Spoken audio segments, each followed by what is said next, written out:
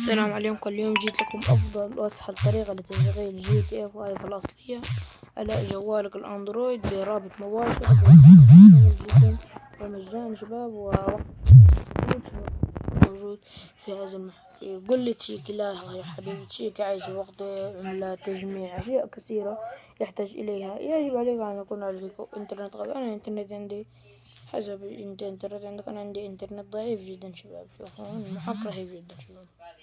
لا يمكن نقول أي جي تي اي في جي تي اي أي لعبة ممكن تحمل فيها تلعب على هذا المحاك. المحاك رهيب جدا في تقطيع. حبة الآن الإنترنت عندك ضعيف والإنترنت عندك قوي تلعبش بدون تقطيع ولا بدون أي شي شباب. هذه جي تي اي الأصلية على الموبايلات زي ما تشوفون جي تي اي 5.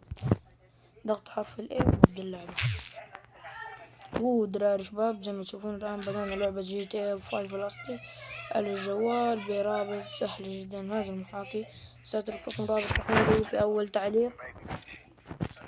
اكتب لي كلمة محاكي وأنا حابعتهولك بنفسي، ولا يدخل على التعليقات ويكتب كلمة محاكي، ولا إذا ما كتبت كلمة محاكي أنا حاخلي لكم رابط تحميله في الباي شباب. أي لعبة أو أي تطبيق أنا أفعل عنه فيديو وأترك لكم رابط تحميله في الباي شباب.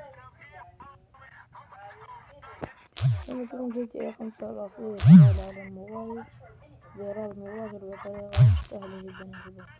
حرفيا الرابط مباشر، بس الإنترنت عندي ضعيف جدا لهيك في تقطيع شوية كده. يتأكد إن الإنترنت عندك قوي تقدر تلعب بدون تقطيع يا حبيبي.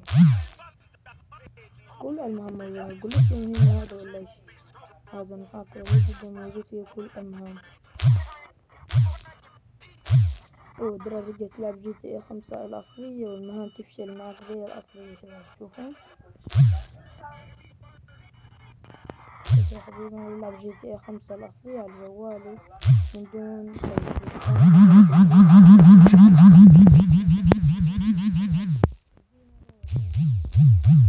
نبدأ جي تي اي المهمة من الأول. شباب دراسة نقدر ندخل المهمة عادي جدا. وشباب الإنترنت عندي ضعيف جدا لهيك حيتقطع معاي اللعبة. زي تشوفون اللعبة تقطع معاي، بس مش مكنش تقطيع قوي، مكنش فيها لعبة صراحة. هذا تقطيع رائعة. متنسوش اللايك والاشتراك والقناة. خليكم رابط تحميل المحاك في البايو.